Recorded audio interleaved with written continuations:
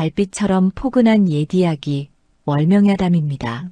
오늘도 건강과 웃음이 늘 함께 하시길 바랍니다. 구독과 좋아요로 함께 해주시면 더 많은 이야기를 들려드릴 수 있습니다. 자, 이제 달빛 같은 이야기 속으로 함께 걸어가 보겠습니다. 옛날 옛적 경기도 어느 마을에 오준명이라는 평민 농가의 장남이 살고 있었습니다. 준명은 성실한 농부였지요. 해가 뜨기 전 일어나 밭을 갈고 해가 질 때까지 땀 흘려 일했습니다. 그런 준명에게는 아내 장서휘가 있었지요. 서휘는 말수는 적었지만 손끝이 야무지고 살림을 꾸려가는 데에는 누구보다 빈틈이 없었습니다. 두 사람은 비록 넉넉하지는 않았지만 서로 의지하며 소박하게 살아가고 있었습니다. 그런데 문제는 시어머니 배정옥이었습니다. 정옥은 지난 봄부터 몸이 좋지 않았지요. 처음에는 가벼운 기침이었는데 여름이 지나고 가을이 오자 기침은 점점 심해졌습니다. 밤마다 헛기침이 안방에서 새어나왔고 정옥의 얼굴빛은 날이 갈수록 누렇게 떴지요. 준명은 어머니의 병세가 깊어지는 것을 보며 가슴이 답답했습니다. 서희 역시 시어머니를 지성으로 간호했지만 병은 좀처럼 나아질 기미를 보이지 않았지요.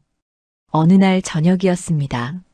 준명이 밭일을 마치고 집으로 돌아오니 안방에서 정옥의 목소리가 들려왔습니다.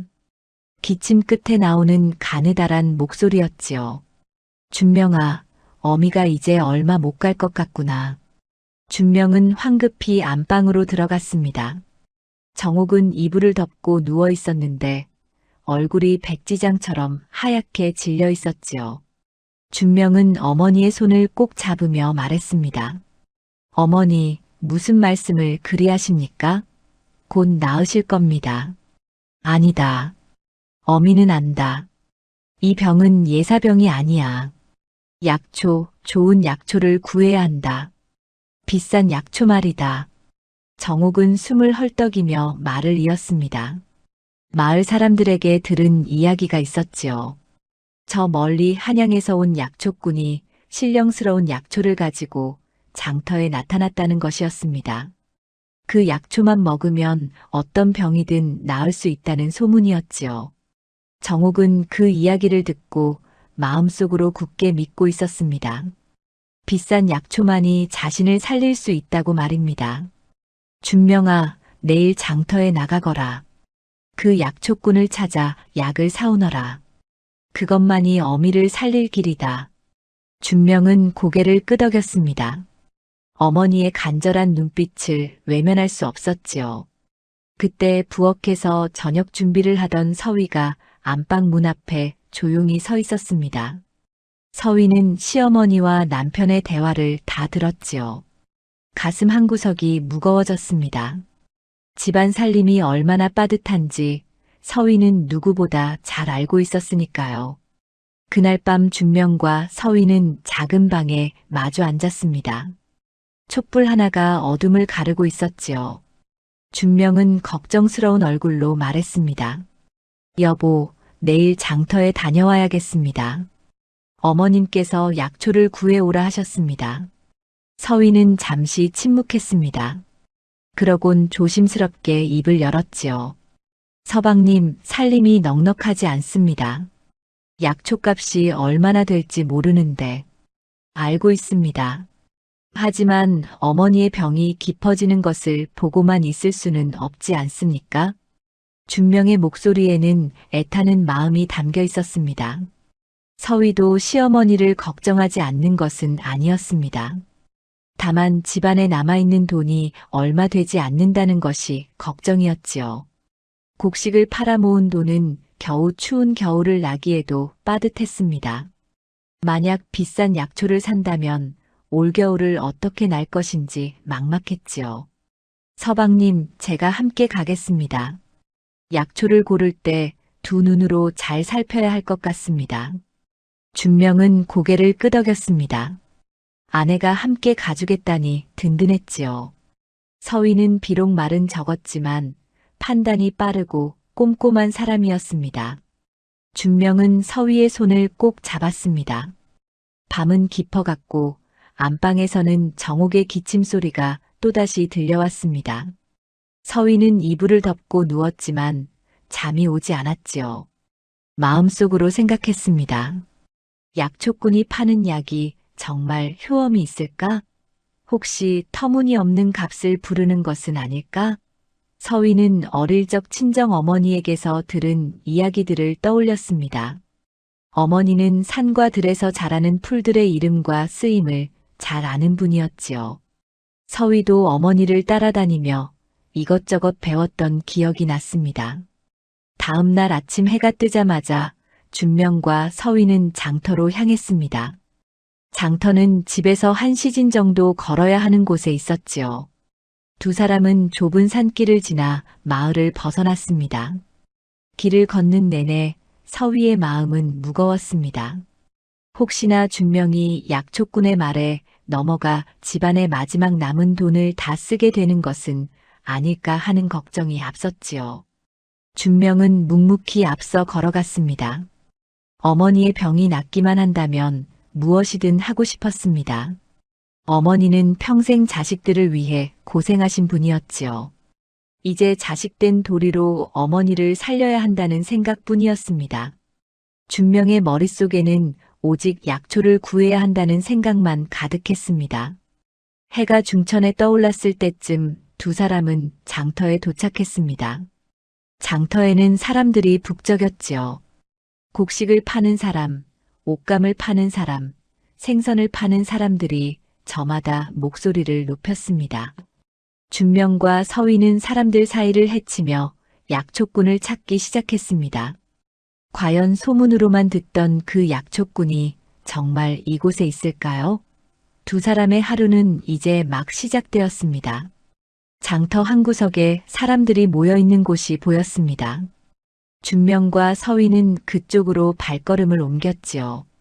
사람들 틈새로 보니 한 사내가 커다란 보자기를 펼쳐놓고 온갖 약초를 늘어놓고 있었습니다. 사내의 이름은 임상도였지요.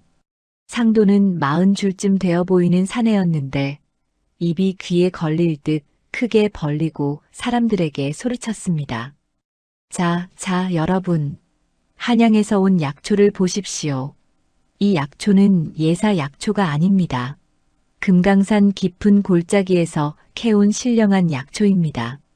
상도의 목소리는 장터 전체에 울려 퍼질 듯 컸습니다. 사람들은 신기한 듯 약초를 구경했지요. 상도는 보자기 위에 놓인 약초 하나를 집어들었습니다. 말라 비틀어진 뿌리 같은 것이었지요. 이것이 바로 천년 묵은 산삼 뿌리입니다. 이것 하나면 죽어가는 사람도 살아납니다. 기침, 열병, 배앓이, 무엇이든 낫습니다. 준명은 눈이 휘둥그레졌습니다. 천년 묵은 산삼이라니 그런 귀한 것이 정말 여기 있단 말입니까? 준명은 앞으로 한 걸음 다가갔지요. 상도는 준명의 모습을 보더니 번쩍 눈빛을 반짝였습니다. 오랜 세월 장터를 떠돌며 사람을 속여온 상도는 한눈에 알아봤지요. 저 사내는 급한 사람이라는 것을 말입니다. 이보시오, 나리. 혹시 댁에 병든 분이 계십니까? 상도가 준명에게 다가와 물었습니다. 준명은 고개를 끄덕였지요. 예, 어머니께서 몸이 편찮으십니다. 기침이 심하고 기운이 없으십니다. 아, 그렇습니까? 그럼 바로 이 약초가 필요하십니다. 상도는 재빨리 다른 약초 뭉치를 집어들었습니다. 누런빛이 도는 마른 풀이었지요. 서위는 조금 떨어진 곳에서 그 약초를 유심히 바라보았습니다.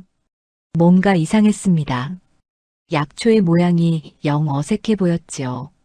잎사귀는 너덜너덜했고 줄기는 듬성듬성 끊어져 있었습니다.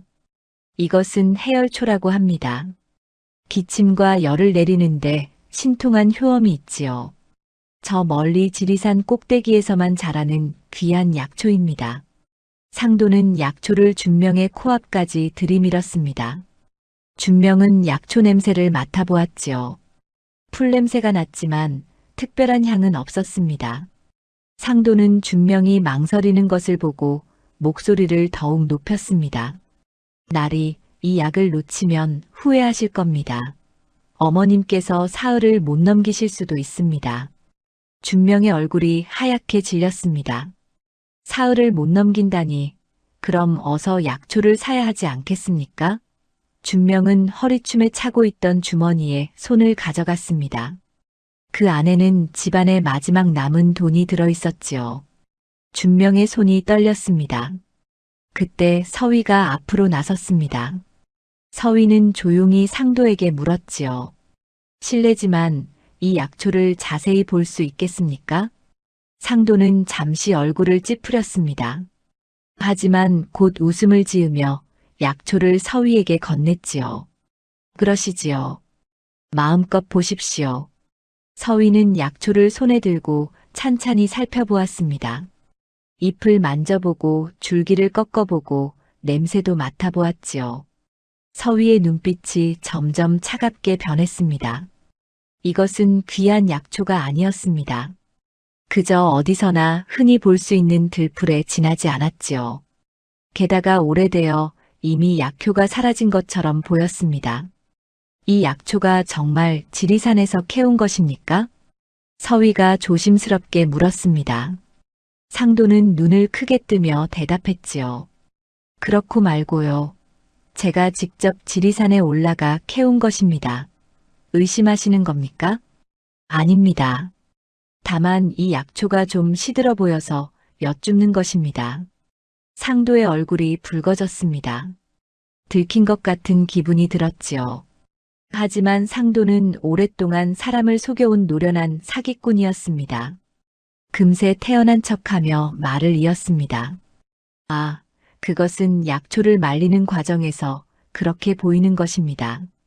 오히려 잘 말린 약초일수록 효험이 좋습니다. 준명은 상도의 말을 듣고 고개를 끄덕였습니다. 그렇구나, 잘 말린 것이구나 하고 생각했지요. 하지만 서위는 여전히 의심스러운 눈으로 약초를 바라보았습니다. 서위는 어릴 적 어머니에게 배운 것을 떠올렸습니다. 좋은 약초는 색이 선명하고 향이 진하며 만졌을 때 탄력이 있다고 했지요. 그런데 이 약초는 그 어느 것도 해당되지 않았습니다. 그런데 값은 얼마입니까? 준명이 물었습니다. 상도는 잠시 생각하는 척하더니 입을 열었지요. 원래는 단량인데 오늘은 특별히 성량만 받겠습니다. 준명은 깜짝 놀랐습니다. 성량이라니, 그것은 집안에 남은 돈을 모두 합친 것보다 많은 돈이었습니다. 아니, 그것은 준명이 1년 동안 밭을 갈아번 돈의 절반에 가까운 액수였지요. 준명의 얼굴이 창백해졌습니다. 성량입니까? 그것은 너무 비싼 것이 아닙니까? 날이 목숨을 살리는 약인데 비싸다고 하실 수 있습니까? 어머니의 목숨이 성량보다 못합니까? 상도의 말에 준명은 할 말을 잃었습니다. 그렇지요. 어머니의 목숨은 돈으로 따질 수 없는 것이었습니다. 준명은 다시 허리춤의 주머니에 손을 가져갔지요. 그때 서위가 준명의 팔을 잡았습니다. 서방님, 잠깐만 기다려 주십시오. 서위는 다시 상도에게 물었습니다. 이 약초 말고 다른 약초도 보여주실 수 있습니까? 상도는 짜증스러운 표정을 지었지만 어쩔 수 없이 다른 약초들을 꺼내 보였습니다. 서위는 하나하나 살펴보았지요. 그런데 이상했습니다.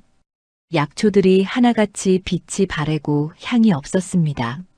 심지어 어떤 것은 벌레 먹은 자국도 있었지요. 서위는 확신했습니다. 이 약초들은 모두 싸구려였습니다. 이 약초들은 믿을 수 없습니다. 사지 마십시오. 서위가 작은 목소리로 준명에게 속삭였습니다. 준명은 당황했지요. 하지만 어머니를 살려야 한다는 마음이 앞섰습니다. 상도는 두 사람의 대화를 듣고 더욱 목소리를 높였습니다. 이보시오. 이 약을 사지 않으면 후회하실 겁니다. 오늘 아니면 이 약초를 다시는 구할 수 없습니다. 장터의 다른 사람들도 하나둘 모여들기 시작했습니다. 상도는 사람들 앞에서 더욱 큰 소리로 약초의 효험을 떠들어댔지요. 준명과 서위는 난처한 표정으로 서로를 바라보았습니다. 과연 이 약초를 사야 할까요? 아니면 서위의 말대로 사지 말아야 할까요? 두 사람의 마음은 갈림길에 서 있었습니다. 준명은 한참을 망설였습니다. 상도는 계속해서 약초의 효험을 떠들어댔고 주변 사람들도 웅성거렸지요. 준명의 손은 허리춤의 주머니를 만지작거렸습니다. 그때 서위가 다시 한번 준명의 팔을 꼭 잡았습니다. 서방님, 이 약초는 믿을 수 없습니다. 사지 마십시오. 서위의 목소리는 낮았지만 단호했습니다. 준명은 아내의 눈을 바라보았지요. 서위의 눈빛에는 확신이 담겨 있었습니다. 준명은 깊은 한숨을 내쉬었습니다. 아내를 믿어야 할까요? 아니면 상도의 말을 믿어야 할까요? 준명의 마음은 천갈래로 찢어지는 듯 했습니다. 집으로 돌아갑시다. 다른 방법을 찾아봅시다. 서위가 조용히 말했습니다. 준명은 고개를 끄덕였지요. 상도를 향해 말했습니다. 죄송합니다만 오늘은 사지 않겠습니다. 상도의 얼굴이 일그러졌습니다. 손에 쥐었던 물고기를 놓친 기분이었지요. 아니, 나리. 이 약을 놓치면 정말 후회하실 겁니다. 어머니께서 돌아가시면 어쩌시려고 그러십니까? 하지만 준명은 이미 돌아서고 있었습니다. 서위가 준명의 뒤를 따랐지요. 상도는 뒤에서 계속 소리쳤지만 두 사람은 장터를 빠져나왔습니다. 준명의 발걸음은 무겁기만 했습니다. 빈손으로 돌아가면 어머니께 뭐라고 말씀드려야 할까요? 약초를 구하지 못했다고 하면 어머니는 얼마나 실망하실까요? 서방님, 저를 믿어주셔서 고맙습니다. 서위가 조심스럽게 말했습니다. 준명은 고개를 저었지요. 아닙니다. 당신 말이 옳았을 겁니다. 저 약초꾼은 믿을 수 없었습니다. 두 사람은 묵묵히 집으로 향하는 길을 걸었습니다. 해는 서쪽으로 기울고 있었고 산 그림자가 길게 드리워졌지요. 준명은 속이 상했습니다. 어머니를 위해 무언가를 해드리고 싶었는데 아무것도 하지 못했으니까요. 서위도 마음이 무거웠습니다. 남편의 효심을 꺾은 것 같아 미안했지요. 두 사람이 마을 어귀에 이르렀을 때였습니다. 서위의 발걸음이 갑자기 멈췄습니다. 길가에 무언가가 눈에 들어왔지요. 작은 풀이 돌무더기 틈새에서 자라고 있었습니다. 서위는 그 풀을 보고 눈을 크게 떴습니다. 그 풀의 모양이 낯익었지요. 잠깐만 기다려 주십시오. 서위는 길가로 다가갔습니다. 그리고 무릎을 꿇고 그 풀을 자세히 들여다보았지요. 잎은 세 갈래로 갈라져 있었고 줄기는 가늘면서도 질겼습니다. 서위는 조심스럽게 잎을 하나 떼어 비벼보았습니다. 은은한 향이 났지요. 서위의 눈이 반짝였습니다. 이것입니다. 이것이 바로 그 풀입니다. 준명이 다가와 물었습니다. 무슨 풀입니까? 어릴 적 어머니께서 가르쳐 주신 풀입니다. 기침과 열을 낮추는데 효험이 있다고 하셨습니다. 준명은 서위가 가리키는 풀을 내려다보았습니다. 그저 평범한 들풀처럼 보였지요. 길가에서 흔히 볼 수 있는 잡초와 다를 바 없었습니다. 이 풀이 정말 효험이 있습니까? 예, 서방님. 제 어머니께서 이 풀로 마을 사람들의 병을 고치신 적이 있습니다. 저도 어릴 적에 이 풀을 먹고 기침이 나은 적이 있습니다. 서위의 목소리에는 확신이 담겨 있었습니다. 준명은 잠시 망설였지요. 하지만 장터의 약초꾼에게 속을 뻔했던 일을 떠올렸습니다. 아내를 믿기로 했습니다. 그럼 이 풀을 캐어갑시다. 서위는 조심스럽게 풀을 뿌리째 뽑기 시작했습니다. 돌틈에 뿌리가 깊게 박혀 있어 쉽지 않았지요. 서위는 손가락에 흙을 묻혀가며 조금씩 뿌리를 풀어냈습니다. 준명도 옆에서 돌을 치워주며 도왔습니다. 한참을 애쓴 끝에 풀 몇 포기를 캘 수 있었지요. 이 정도면 될 것 같습니다. 서위는 풀을 치맛자락에 조심스럽게 싸서 품에 안았습니다. 준명은 아내를 바라보며 생각했지요. 아내는 참으로 지혜로운 사람입니다. 장터에서 비싼 약초를 사지 않고 이렇게 길가의 풀을 캐어오다니 말입니다. 서방님, 집에 가서 이 풀을 깨끗이 씻어 다려야 합니다. 어머니께 드리면 기침이 나아지실 겁니다. 정말 그럴까요? 예, 저를 믿어주십시오. 두 사람은 서둘러 집으로 향했습니다. 해가 완전히 지고 어둠이 내렸지요. 별들이 하늘에 하나둘 떠오르기 시작했습니다. 준명의 마음은 여전히 무거웠습니다. 과연 저 풀이 어머니의 병을 낫게 할 수 있을까요? 만약 효험이 없다면 어쩌죠? 하지만 지금으로서는 아내를 믿는 수밖에 없었습니다. 집에 도착하니 안방에 불이 켜져 있었습니다. 정옥이 기침을 하는 소리가 들렸지요. 준명은 가슴이 철렁했습니다. 서위는 부엌으로 향했습니다. 먼저 우물에서 물을 길어다가 풀을 깨끗이 씻었지요. 흙과 먼지를 씻어내니 푸른빛이 도는 잎이 드러났습니다. 서위는 풀을 작게 잘라 솥에 넣고 물을 부었습니다. 부엌의 아궁이에 불을 지폈습니다. 연기가 피어오르고 물이 끓기 시작했지요. 서위는 풀이 푹 우러나도록 오랫동안 다렸습니다. 방 안에 은은한 풀 냄새가 퍼졌습니다.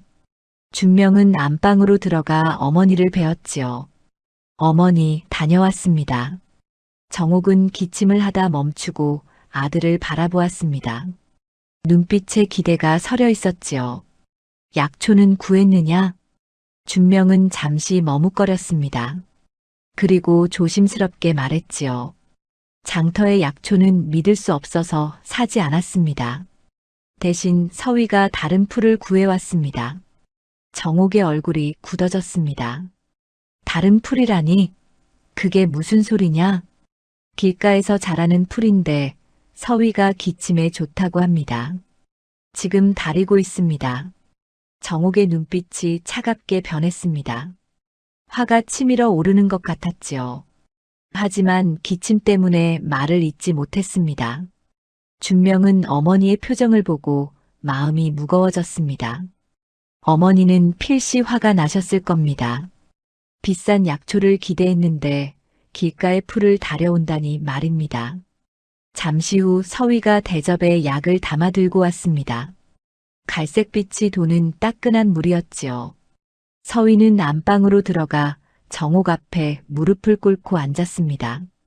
어머님, 이 약을 드십시오. 기침에 효험이 있을 겁니다.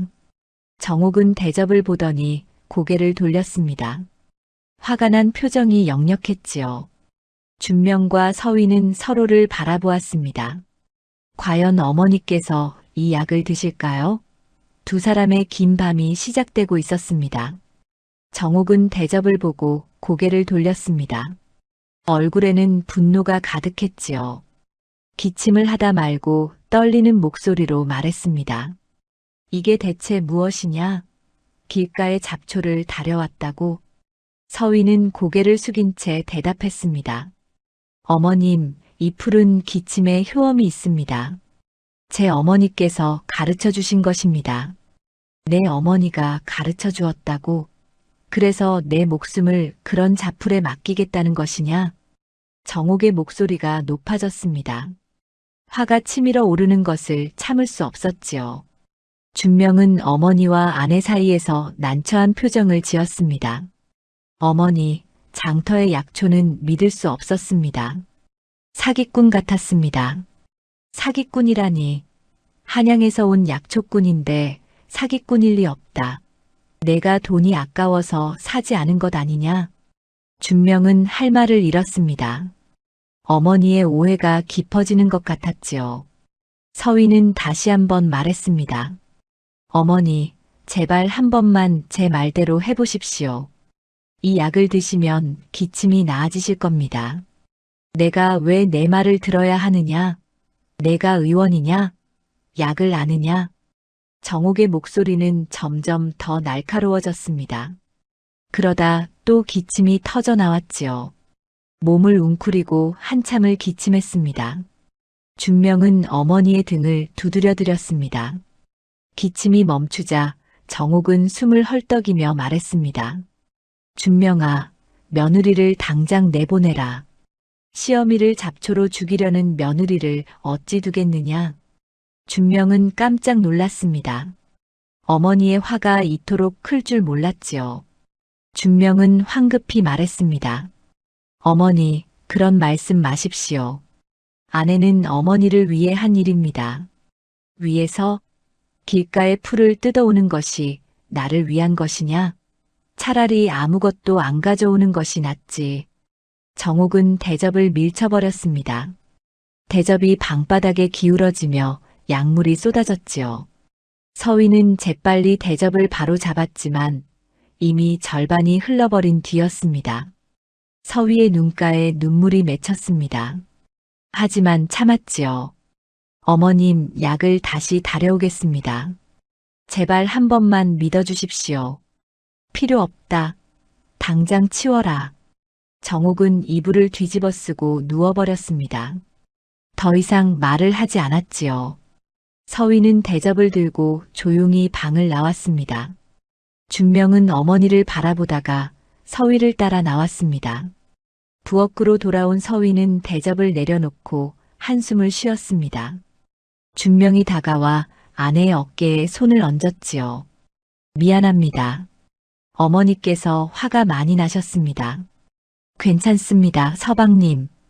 어머님께서 화내실 만도 합니다. 비싼 약초를 기대하셨는데 저는 풀을 가져왔으니까요. 서위의 목소리는 차분했습니다. 하지만 마음속은 무거웠지요. 과연 제 판단이 옳았을까요?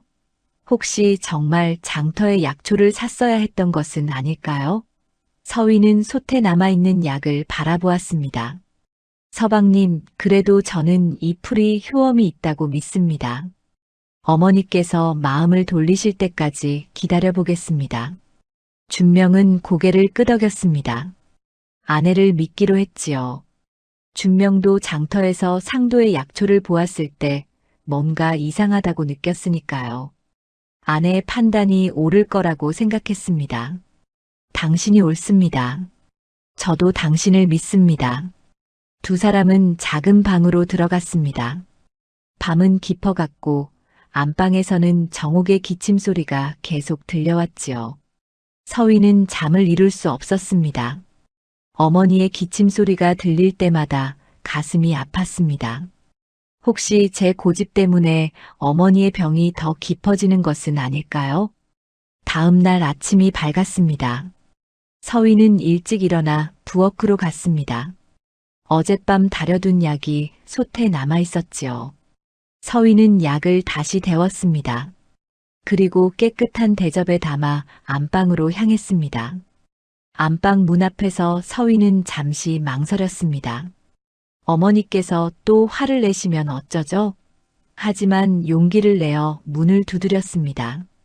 어머니, 들어가도 되겠습니까? 안에서 대답이 없었습니다. 서위는 조심스럽게 문을 열고 들어갔지요. 정옥은 이불을 덮고 누워 있었습니다. 얼굴은 어제보다 더 창백해 보였습니다.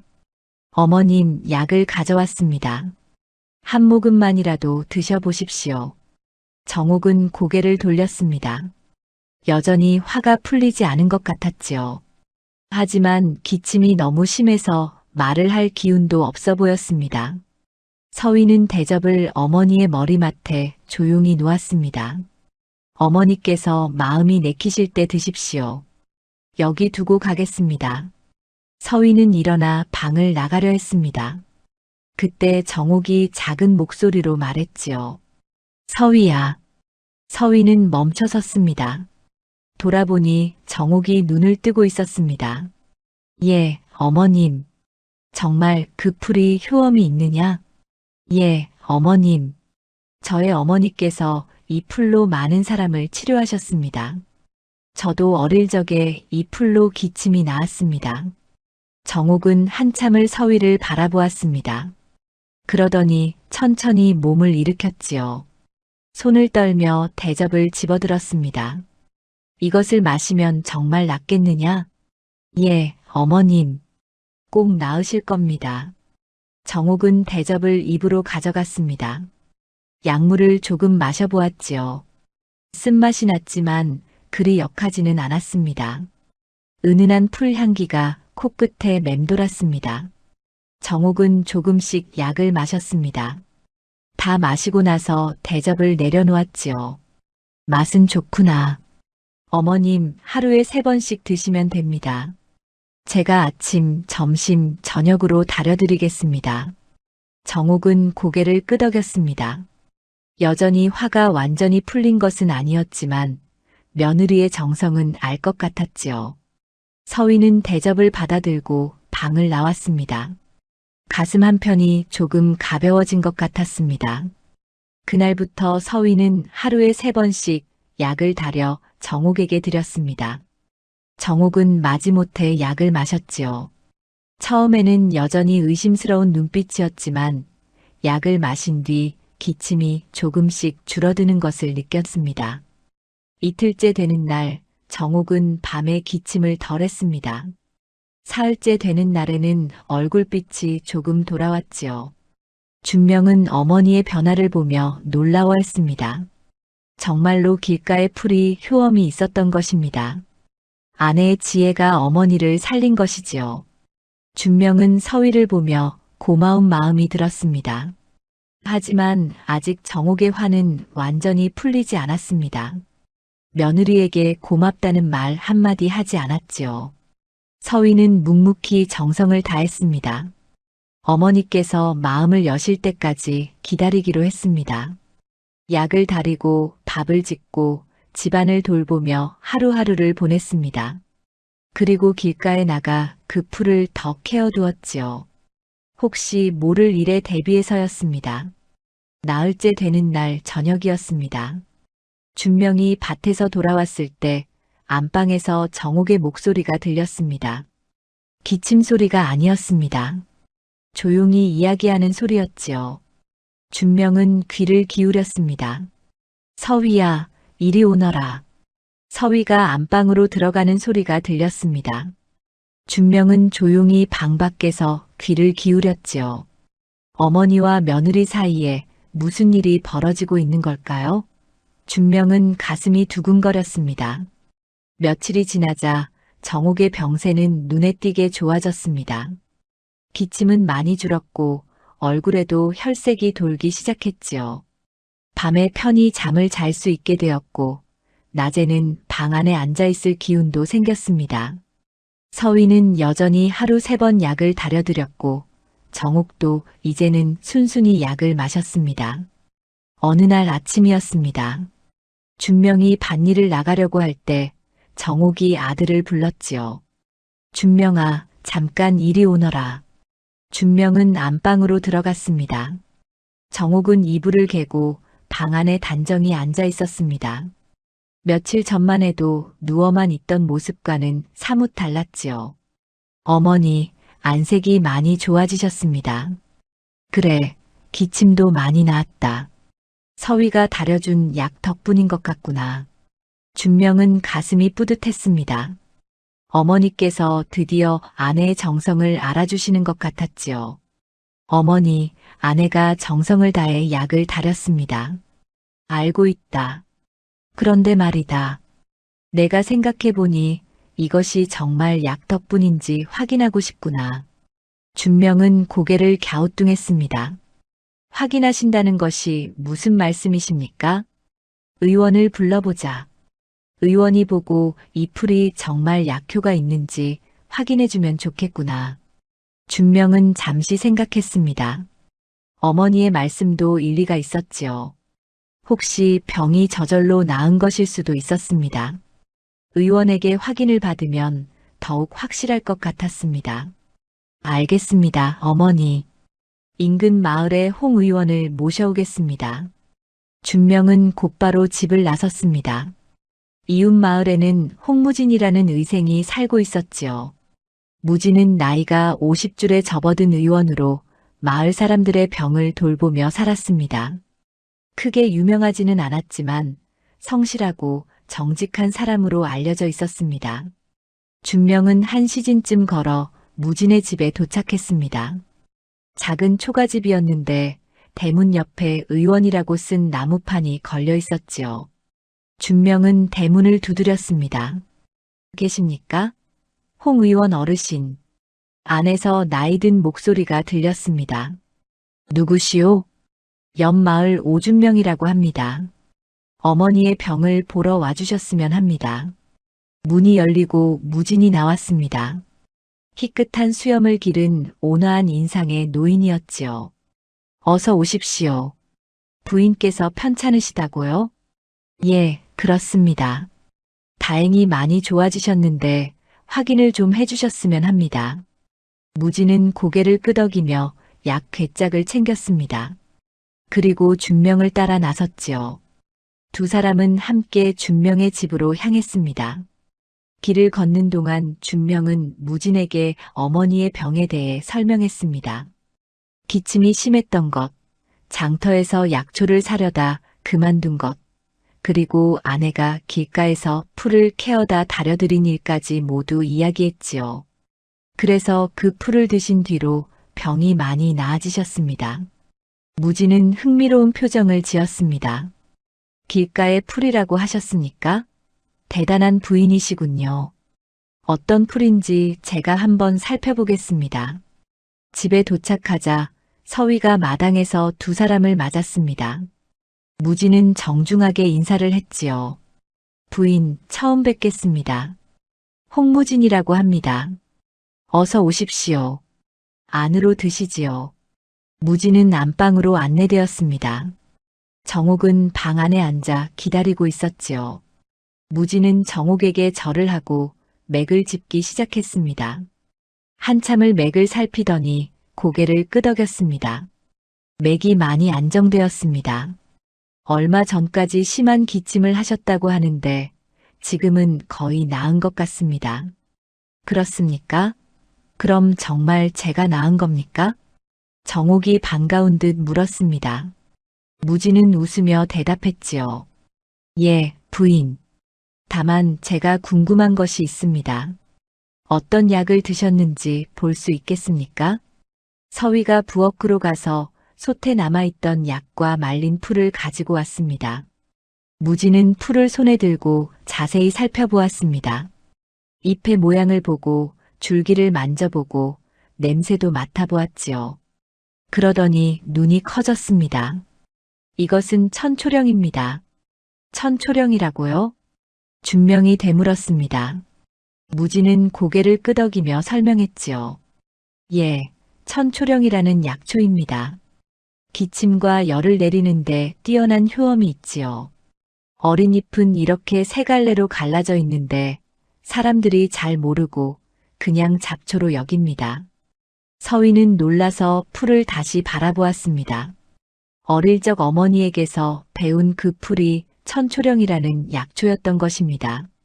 그럼 이 풀이 정말 약효가 있는 겁니까?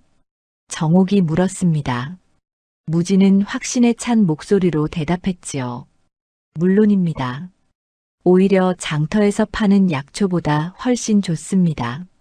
천초령은 신선한 것일수록 효험이 좋은데 이것은 바로 뜯어서 달인 것 같으니 최상의 약입니다. 준명은 아내를 바라보았습니다. 서위는 얼굴이 붉어지며 고개를 숙였지요. 정옥은 잠시 말이 없었습니다. 그러다 서위를 향해 말했습니다. 서위야, 내가 옳았구나. 정말 귀한 약을 알고 있었구나. 아닙니다, 어머님. 저도 그저 어머니께 배운 것뿐입니다. 무진은 풀을 내려놓으며 말했습니다. 부인, 며느리가 참으로 슬기롭습니다. 이 약초를 알아보다니 말입니다. 그나저나 장터에서 약초를 사려 하셨다고요? 예, 한양에서 온 약초꾼이 있다고 들었습니다. 무진의 얼굴이 굳어졌습니다. 혹시 그 약초꾼의 이름이 임상도입니까? 예, 그렇습니다. 아십니까? 알고 말고요. 그자는 사기꾼입니다. 방 안에 긴장감이 흘렀습니다. 무지는 한숨을 쉬며 이야기를 이었지요. 저도 예전에 그자가 파는 약초를 본 적이 있습니다. 모두 싸구려 풀을 비싸게 파는 자입니다. 사람들의 급한 마음을 이용해 돈을 뜯어가지요. 준명은 가슴을 쓸어내렸습니다. 아내의 판단이 옳았던 것입니다. 만약 그때 약초를 샀다면 집안의 돈만 날리고 어머니의 병은 낫지 않았을 것입니다. 다행히 사지 않았습니다. 제 아내가 말렸습니다. 정말 잘하셨습니다. 그런 약을 먹었다면 오히려 병이 더 깊어졌을 겁니다. 무지는 서위를 향해 고개를 숙였습니다. 부인, 어르신의 목숨을 구하셨습니다. 참으로 지혜롭고 효심이 깊으십니다. 서위는 황급히 손을 저었습니다. 아닙니다.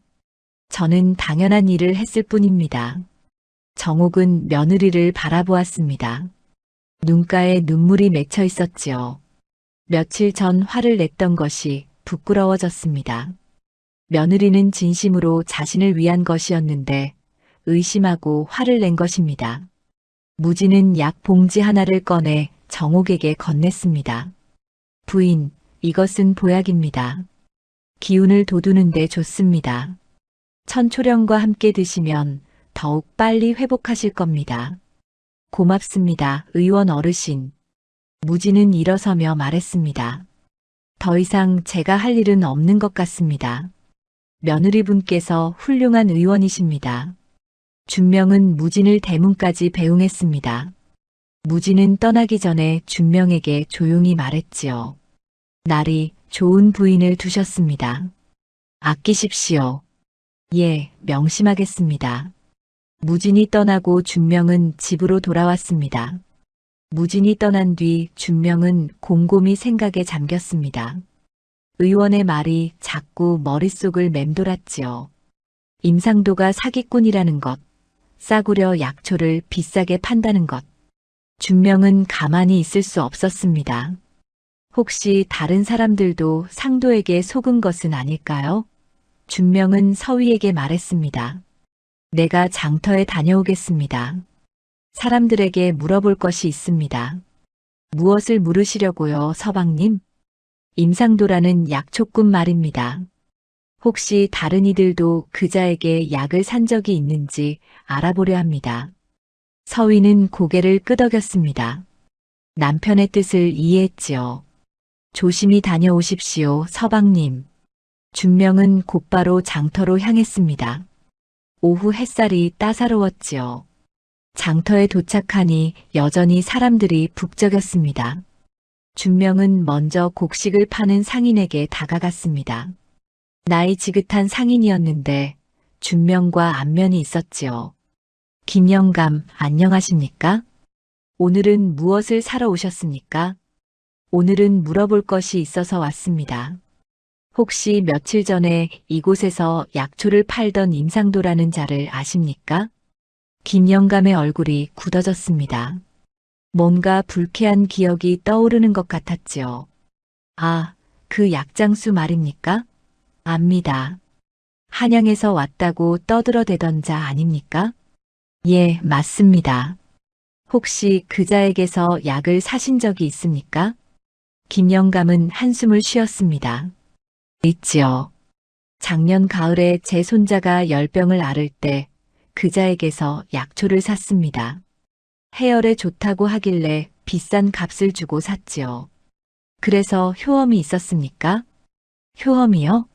하나도 없었습니다. 손자는 열흘이나 앓다가 겨우 나았습니다. 약 덕분이 아니라 저절로 나은 것이지요. 그때 산 약초는 아무 쓸모가 없었습니다. 준명은 고개를 끄덕였습니다. 역시 상도는 사기꾼이었던 것입니다. 준명은 다른 사람들에게도 물어보기 시작했지요. 옷감을 파는 부인, 생선을 파는 사내, 떡을 파는 할머니. 하나씩 물어보니 비슷한 이야기가 나왔습니다. 저도 그자에게 속았습니다. 기침약이라고 해서 샀는데 아무 효과가 없었습니다. 저는 배앓이 약을 샀는데 오히려 배가 더 아파졌습니다. 그자가 파는 약초는 모두 거짓입니다. 제 동생도 그 약을 먹고 병이 더 깊어졌습니다. 사람들의 불만이 하나둘 터져 나왔습니다. 그동안 참고 있던 이야기들이었지요. 준명은 놀랐습니다. 이렇게 많은 사람이 상도에게 속았다니 말입니다. 준명은 사람들에게 말했습니다. 여러분, 저도 며칠 전에 그자에게서 약초를 살 뻔했습니다. 다행히 제 아내가 말려서 사지 않았습니다. 잘하셨습니다. 그 약은 모두 가짜입니다. 그런데 그자는 아직도 장터에 나옵니까? 한 사람이 물었습니다. 준명은 주변을 둘러보았지요. 장터 구석에 상도가 여전히 약초를 펼쳐놓고 손님을 기다리고 있었습니다. 저기 있습니다. 사람들이 상도를 바라보았습니다. 눈빛에 분노가 담겨 있었지요. 상도는 사람들의 시선을 느끼고 불안한 표정을 지었습니다. 뭔가 이상한 기운이 느껴졌지요. 저자를 그냥 둘 수 없습니다. 관아에 고발해야 합니다. 김영감이 말했습니다. 다른 사람들도 동의했지요. 맞습니다. 더 많은 사람이 속기 전에 막아야 합니다. 저도 함께 가겠습니다. 준명은 사람들의 말에 고개를 끄덕였습니다. 그리고 무진의 말을 떠올렸지요. 의원도 상도가 사기꾼이라고 했습니다. 증인이 있으면 더욱 확실할 것 같았습니다. 여러분, 제가 아는 의원이 있습니다. 그분도 임상도를 사기꾼이라고 하셨습니다. 함께 모셔오면 어떻겠습니까? 좋은 생각입니다. 의원의 증언이 있으면 더욱 확실하겠습니다. 준명은 다시 무진의 집으로 달려갔습니다. 숨이 차도록 뛰어가 문을 두드렸지요. 의원 어르신 계십니까? 무진이 문을 열었습니다. 준명이 숨을 헐떡이며 서 있는 것을 보고 놀랐지요. 무슨 일이십니까, 나리? 의원 어르신, 장터에 가주셔야 합니다. 임상도라는 약초꾼 때문입니다. 준명은 사람들이 상도에게 속은 이야기를 들려주었습니다. 무진은 고개를 끄덕이며 들었지요. 그럴 줄 알았습니다. 그자는 예전부터 여러 마을을 돌며 사람들을 속여왔습니다. 관아에 고발하려 합니다. 증인으로 함께 가주시겠습니까? 무진은 잠시 생각하더니 고개를 끄덕였습니다. 좋습니다. 더 이상 그자가 사람들을 해치는 것을 볼 수 없습니다. 함께 가겠습니다. 두 사람은 함께 장터로 돌아왔습니다. 사람들이 기다리고 있었지요. 무진을 보고 반가워했습니다. 이분이 홍무진 의원 어르신입니다. 저희 편을 들어주시겠답니다. 사람들은 무진에게 인사를 했습니다. 무진은 사람들을 둘러보며 말했지요. 여러분, 제가 임상도가 파는 약초를 본 적이 있습니다. 모두 싸구려 풀입니다. 약효가 없는 것들입니다. 역시 그렇습니까? 그렇습니다. 심지어 어떤 것은 오래되어 상한 것도 있습니다. 그런 것을 먹으면 오히려 병이 더 깊어질 수 있습니다. 사람들의 분노는 더욱 커졌습니다. 상도는 사람들이 자기를 보고 있다는 것을 알고 서둘러 약초를 챙기기 시작했지요. 도망가려는 것 같았습니다. 저자가 도망갑니다. 잡아야 합니다. 몇몇 사람이 상도에게 달려갔습니다. 상도는 약초 보따리를 들고 뛰기 시작했지요. 하지만 장터는 사람들로 가득했습니다. 도망갈 곳이 없었습니다. 결국 상도는 사람들에게 붙잡혔습니다. 놓으시오. 내가 무엇을 잘못했단 말이오. 상도가 소리쳤습니다. 하지만 사람들은 상도를 놓아주지 않았지요. 준명이 앞으로 나섰습니다. 임상도, 당신은 거짓 약초를 팔아 사람들을 속였습니다. 관아에 가서 죄를 받아야 합니다. 거짓이라니. 내 약초는 모두 진짜입니다. 그럼 이분의 말씀을 들어보시지요. 무진이 앞으로 나왔습니다. 상도는 무진을 보고 얼굴이 창백해졌지요. 무진을 알고 있었던 것입니다. 당신이 파는 약초는 모두 싸구려입니다. 제가 직접 보았으니 거짓말할 수 없습니다. 상도는 할 말을 잃었습니다. 사람들은 상도를 끌고 관아로 향했지요. 다음 날 아침 해가 떠오르자 관아 앞에는 사람들이 모여들기 시작했습니다. 임상도의 재판이 열린다는 소문이 마을 곳곳에 퍼졌지요. 준명도 일찍 일어나 관아로 향했습니다. 서위가 남편을 배웅하며 말했습니다. 서방님, 오늘 재판이 잘 끝나기를 바랍니다. 그럴 겁니다. 진실은 반드시 밝혀지는 법이니까요. 준명은 관아에 도착했습니다. 이미 수십 명의 사람들이 모여 있었지요. 어제 상도에게 속았다고 말했던 사람들도 보였습니다. 김영감도 와 있었고 옷감 파는 부인도 있었습니다. 모두 상도가 어떤 벌을 받는지 보려고 온 것이었습니다. 잠시 후 관속이 나와 북을 쳤습니다. 재판이 시작된다는 신호였지요. 사람들은 조용해졌습니다. 사또가 관복을 입고 나왔습니다. 위험 있는 모습이었지요. 사또가 자리에 앉자 관속들이 상도를 끌고 나왔습니다. 상도는 밤새 관아 감옥에 갇혀 있었던 모양이었습니다. 얼굴은 초췌했고 옷은 구겨져 있었지요. 상도는 사또 앞에 무릎을 꿇었습니다. 사또가 엄숙한 목소리로 물었습니다. 내가 임상도인가? 예, 사또나리. 소인이 임상도입니다. 너는 백성들을 속여 거짓 약초를 팔았다는 고발을 받았다. 무엇이라 변명하겠느냐? 상도는 고개를 들고 큰 소리로 외쳤습니다. 사또나리, 소인은 억울합니다. 소인은 진짜 약초를 팔았을 뿐입니다. 진짜 약초라고? 그럼 증거를 대어보거라. 상도는 말문이 막혔습니다.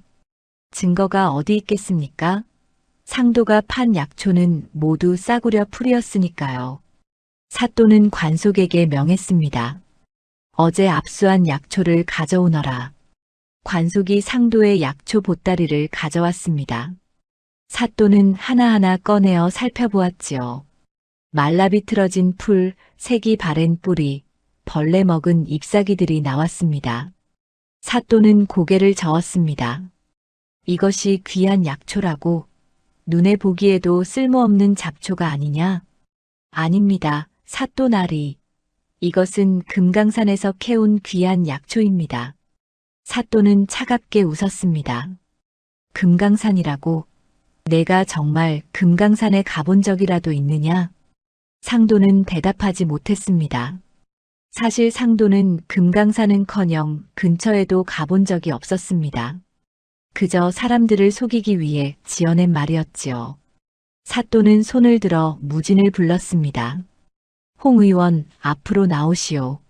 무진이 앞으로 나왔습니다. 사또 앞에 공손히 절을 올렸지요. 의원으로서 이 약초들을 살펴보았는가? 예, 사또나리. 살펴보았습니다. 그래서 어떠하던가? 무진은 약초 보따리를 가리키며 말했습니다. 이것들은 모두 약효가 없는 풀입니다. 어떤 것은 그저 길가에서 흔히 볼 수 있는 잡초이고 어떤 것은 오래되어 상한 것입니다. 이런 것을 먹으면 병이 낫기는커녕 오히려 더 깊어질 수 있습니다. 사또는 고개를 끄덕였습니다. 그리고 사람들을 향해 물었지요. 이 자에게 약초를 산 사람이 있는가? 나와서 증언하라. 김영감이 앞으로 나왔습니다. 무릎을 꿇고 말했지요. 사또나리 소인이 작년 가을에 저자에게서 약초를 샀습니다. 얼마를 주고 샀는가? 인양을 주었습니다. 사또의 눈빛이 날카로워졌습니다. 인양이면 적지 않은 돈이었지요. 그래서 효험이 있었는가? 아닙니다. 사또나리. 제 손자의 열병은 낫지 않았습니다. 그 약은 아무 쓸모가 없었습니다. 옷감 파는 부인도 나왔습니다. 사또나리, 저도 저자에게서 기침약을 샀습니다. 한 양 반을 주었는데 전혀 효과가 없었습니다. 한 사람씩 나와서 증언했습니다. 모두 상도에게 속아 비싼 돈을 주고 쓸모없는 약초를 샀다고 말했지요. 증언이 이어지자 상도의 얼굴은 점점 창백해졌습니다. 사또는 상도를 노려보았습니다. 임상도, 이렇게 많은 사람이 내가 거짓 약초를 팔았다고 증언하고 있다. 아직도 억울하다고 하겠느냐? 상도는 땀을 뻘뻘 흘렸습니다. 더 이상 변명할 방법이 없었지요. 사또 나리, 용서해 주십시오. 소인이 잘못했습니다. 이제 와서 잘못을 인정한들 무슨 소용이냐? 내가 몇 년 동안 얼마나 많은 백성을 속였는지 아느냐? 사또는 관속에게 명했습니다. 장부를 가져오너라. 관속이 장부 하나를 가져왔습니다. 상도가 지난 몇 년 동안 받은 돈을 적어 놓은 것이었지요. 사또는 장부를 펼쳐보았습니다. 숫자가 빼곡히 적혀 있었습니다. 이것을 보거라. 내가 지난 3년 동안 백성들에게서 받아낸 돈이 100냥이 넘는구나. 사람들이 웅성거렸습니다. 100냥이면 엄청난 돈이었지요. 가난한 백성들이 병을 고치려고 모든 재산을 털어준 돈이었습니다. 사또는 책상을 탁 쳤습니다. 임상도, 너는 백성의 고통을 이용해 돈을 긁어모은 악질 사기꾼이다. 용서할 수 없다. 상도는 바닥에 이마를 찌으며 빌었습니다. 사또 나리, 목숨만은 살려주십시오. 다시는 이런 짓을 하지 않겠습니다. 다시는? 내가 얼마나 많은 사람을 속였는데 다시는이라는 말을 할 수 있느냐? 사또는 심판을 내렸습니다. 임상도, 너는 백성을 속인 죄로 곤장 50대를 치고 가진 재산은 모두 몰수하여 피해를 본 백성들에게 돌려줄 것이다. 그리고 이 고을에서 영원히 추방한다. 관속들이 상도를 끌어냈습니다. 뜰에서 곤장을 치는 소리가 들렸지요. 상도는 비명을 질렀지만 아무도 동정하지 않았습니다. 스스로 지은 죄였으니까요. 곤장을 맞고 난 상도는 거동도 제대로 못할 정도가 되었습니다. 관속들이 상도를 마을 밖으로 내쫓았지요. 사람들은 환호했습니다. 드디어 악질 사기꾼이 벌을 받은 것입니다. 사또는 피해를 본 사람들을 불렀습니다. 너희가 손해본 돈을 장부에 따라 돌려주겠다. 차례로 앞으로 나오거라. 사람들은 기뻐하며 앞으로 나왔습니다. 관속이 장부를 보며 한 사람씩 돈을 돌려주었지요. 김영감은 2냥을 돌려받았고 옷감 파는 부인은 1냥 반을 돌려받았습니다. 사람들은 감격하여 사또에게 절을 올렸습니다. 사또 나리, 고맙습니다. 은혜를 잊지 않겠습니다. 준명도 관할을 나와 집으로 향했습니다. 마음이 후련했지요. 정의가 바로 선 것 같았습니다. 준명은 생각했습니다. 만약 아내가 그날 장터에서 약초를 사지 말자고 하지 않았다면 어떻게 되었을까요? 아마 집안의 돈을 모두 날리고 어머니의 병도 낫지 않았을 겁니다. 집에 도착하니 서위가 마당에서 기다리고 있었습니다. 준명은 아내에게 오늘 있었던 일을 모두 이야기했지요. 서위는 조용히 듣고 있다가 말했습니다. 다행입니다, 서방님. 더 이상 그자가 사람들을 해치지 못하겠네요. 모두 당신 덕분입니다. 당신이 그날 약초를 사지 말자고 하지 않았다면 우리도 큰 낭패를 볼 뻔했습니다. 두 사람은 안방으로 들어갔습니다. 정옥이 이불을 개고 앉아 있었지요. 얼굴에는 완전히 혈색이 돌아와 있었습니다. 며칠 전에 병든 모습은 어디에도 없었습니다. 어머니, 재판이 잘 끝났습니다. 임상도가 벌을 받았습니다. 정옥은 고개를 끄덕였습니다.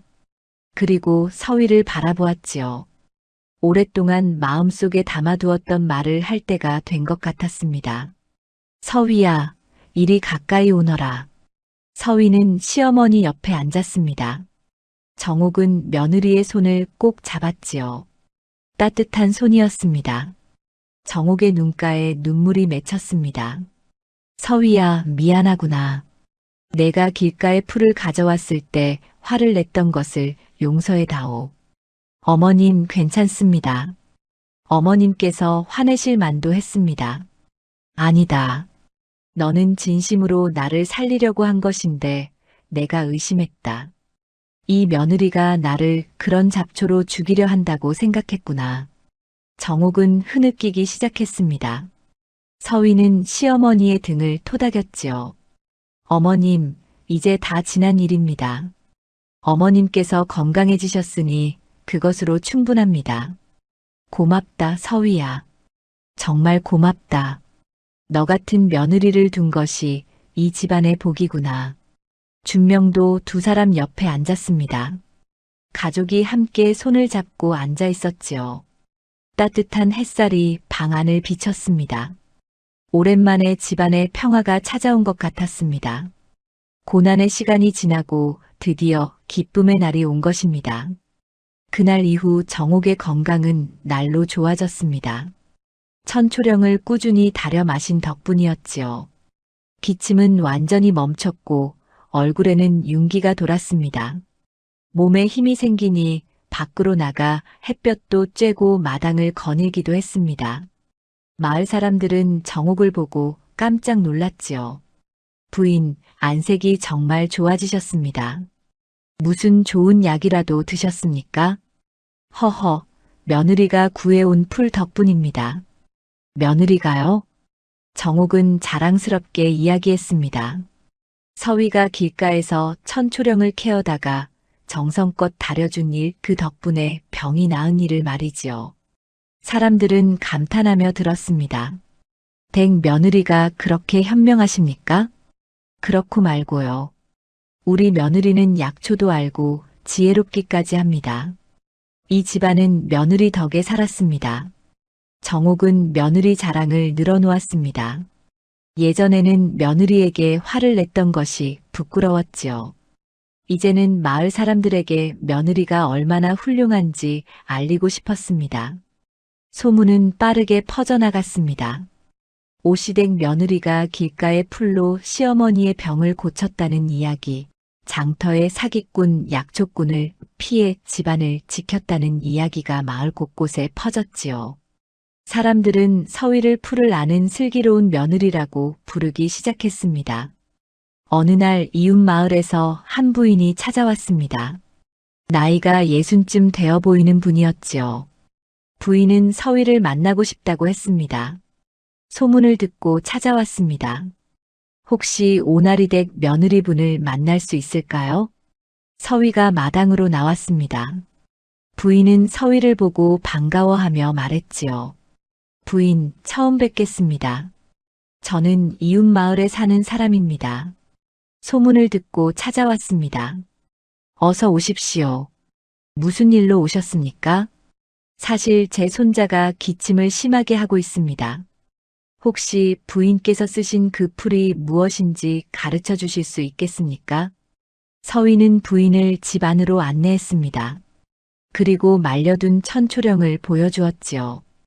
이것이 천초령이라는 풀입니다. 기침과 열을 낮추는데 효험이 있습니다. 부인은 천초령을 자세히 살펴보았습니다. 잎의 모양과 줄기의 색깔을 눈에 담았지요. 이 풀은 어디에서 구할 수 있습니까? 길가나 돌무더기 틈에서 자랍니다. 제가 함께 나가서 찾아드리겠습니다. 서위는 부인과 함께 마을 어귀로 나갔습니다. 그리고 천초령이 자라는 곳을 알려주었지요. 부인은 감격하여 서위의 손을 꼭 잡았습니다. 고맙습니다, 부인. 정말 고맙습니다. 이 은혜를 어떻게 갚아야 할지 모르겠습니다. 은혜라니요. 당연한 일을 했을 뿐입니다. 손자분께서 빨리 쾌차하시길 바랍니다. 부인은 천초령을 조심스럽게 캐어가지고 돌아갔습니다. 며칠 뒤 부인이 다시 찾아왔지요. 이번에는 곡식 한 섬을 가지고 왔습니다. 부인, 손자의 기침이 나았습니다. 정말 신기한 약초였습니다. 이것은 작은 감사의 표시입니다. 서위는 손사래를 쳤습니다. 아닙니다. 이렇게 귀한 것을 가져오시다니요. 그냥 가져가십시오. 아닙니다. 부인의 은혜를 갚고 싶습니다. 꼭 받아주십시오. 서위는 어쩔 수 없이 곡식을 받았습니다. 부인은 기쁜 마음으로 돌아갔지요. 이 일이 있은 뒤로 더 많은 사람이 서위를 찾아왔습니다. 어떤 이는 배앓이로 고생하는 아이를 데리고 왔고, 어떤 이는 열병으로 누워있는 노인을 위해 약초를 구하러 왔습니다. 서위는 거절하지 않았습니다. 찾아오는 사람들에게 친절하게 약초를 알려주었지요. 어떤 풀이 어떤 병에 좋은지, 어떻게 다려야 하는지 자세히 가르쳐 주었습니다. 사람들은 서위에게 감사하며 돌아갔습니다. 준명은 아내가 사람들을 돕는 모습을 보며 흐뭇해했습니다. 아내는 참으로 착하고 슬기로운 사람이었지요. 어느 날 저녁 준명이 서위에게 말했습니다. 당신이 많은 사람을 돕고 있군요. 자랑스럽습니다. 저는 제가 아는 것을 나눌 뿐입니다. 서방님. 어릴 적 어머니께서 가르쳐 주신 것을 다른 사람들에게 전하는 것이지요. 당신의 어머니께서도 참으로 훌륭한 분이셨습니다. 그런 어머니의 딸이니 당신도 훌륭한 것이겠지요. 서위는 고개를 숙이며 미소를 지었습니다. 돌아가신 어머니가 생각났지요. 어머니는 평생 마을 사람들의 병을 돌보며 사셨습니다. 가난한 집에는 돈을 받지 않고 약초를 주기도 했지요. 서위는 어머니의 뜻을 이어받아 사람들을 돕고 있었습니다. 시간이 흘러 가을이 왔습니다. 추수철이 되자 집집마다 곡식을 거두어 들이느라 바빴지요. 준명네 집도 마찬가지였습니다. 준명은 밭에서 곡식을 거두었고 서위는 집에서 곡식을 말리고 정리했습니다. 정옥도 건강해진 몸으로 며느리를 도왔지요. 어느 날 마을 이장이 준명의 집을 찾아왔습니다. 이장은 마을에서 가장 존경받는 어른이었지요. 오나리 댁에 계십니까? 준명이 마당으로 나왔습니다. 이장 어르신, 어서 오십시오. 무슨 일로 오셨습니까? 마을 사람들이 모두 모여서 이야기를 나눴습니다. 나리댁 며느리분께 감사를 전하고 싶다고 하더군요. 감사라니요? 며느리분께서 많은 사람을 도와주셨지 않습니까? 약초를 알려주고 병을 낫게 해주셨습니다. 마을 사람들이 모두 고마워하고 있습니다. 준명은 기쁜 마음으로 이장을 집 안으로 안내했습니다. 서위도 나와서 이장에게 인사를 드렸지요. 부인 마을을 대표해서 감사를 전합니다.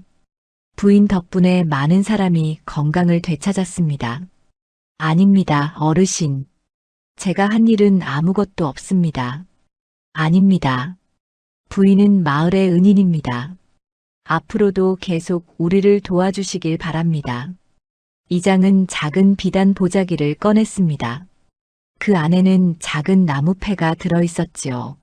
나무패에는 슬기로운 며느리라는 글자가 새겨져 있었습니다. 마을 사람들이 정성껏 만든 것입니다. 부인께 드리고 싶습니다.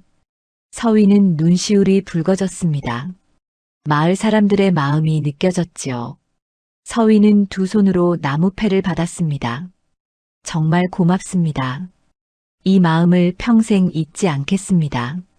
그날 저녁 온 가족이 함께 모였습니다. 정옥은 며느리가 받은 나무패를 보며 눈물을 흘렸지요. 서위야, 정말 자랑스럽구나. 내가 우리 집안의 자랑이다. 어머님 과찬이십니다. 아니다. 너는 나를 살렸을 뿐 아니라 마을 사람들까지 도왔구나. 이런 며느리를 둔 것이 이 집안의 가장 큰 복이다. 준명도 아내의 손을 꼭 잡았습니다. 당신을 아내로 맞이한 것이 제 인생 최고의 행운입니다. 서위는 얼굴을 붉히며 고개를 숙였습니다. 창밖으로 달빛이 고요히 비쳤습니다. 집안에는 웃음소리가 가득했지요. 오랜 고난 끝에 찾아온 평화였습니다. 그 후로 서위의 이름은 더욱 널리 퍼졌습니다. 이웃 마을은 물론 멀리 있는 마을에서도 사람들이 찾아왔지요. 서위는 여전히 겸손하게 사람들을 도왔습니다. 약초를 알려주고 다리는 법을 가르쳐 주었습니다. 세월이 흘러 서위에게는 자식이 생겼습니다. 딸과 아들 둘을 낳았지요. 서위는 자식들에게도 약초에 대해 가르쳐 주었습니다. 어떤 풀이 어떤 병에 좋은지, 어떻게 사람을 도와야 하는지 말이지요. 얘들아, 풀을 아는 것도 중요하지만 더 중요한 것은 사람을 돕는 마음이란다. 할머니께서 그렇게 사셨고 어미도 그렇게 살고 있다. 아이들은 어머니의 말을 듣고 고개를 끄덕였습니다. 그리고 어머니를 따라 산과 들을 다니며 약초를 배웠지요. 이 이야기는 마을에서 마을로 전해졌습니다. 슬기로운 며느리가 길가의 풀로 시어머니를 살렸다는 이야기, 사기꾼 약초꾼을 피해 집안을 지켰다는 이야기가 사람들의 입에서 입으로 전해졌지요. 그리고 사람들은 이렇게 말했습니다. 진정한 지혜는 책에서만 나오는 것이 아니다. 때로는 길가의 풀 한 포기가 귀한 약초보다 낫고 며느리의 정성이 비싼 약보다 나은 법이다. 오나리의 집에는 평화가 깃들었습니다. 정옥은 건강하게 오래 살았고 준명과 서위는 화목하게 살았습니다. 마을 사람들은 서위를 존경했고 서위는 여전히 겸손하게 사람들을 도왔지요. 그렇게 슬기로운 며느리의 이야기는 오랫동안 전해지며 사람들에게 귀감이 되었습니다.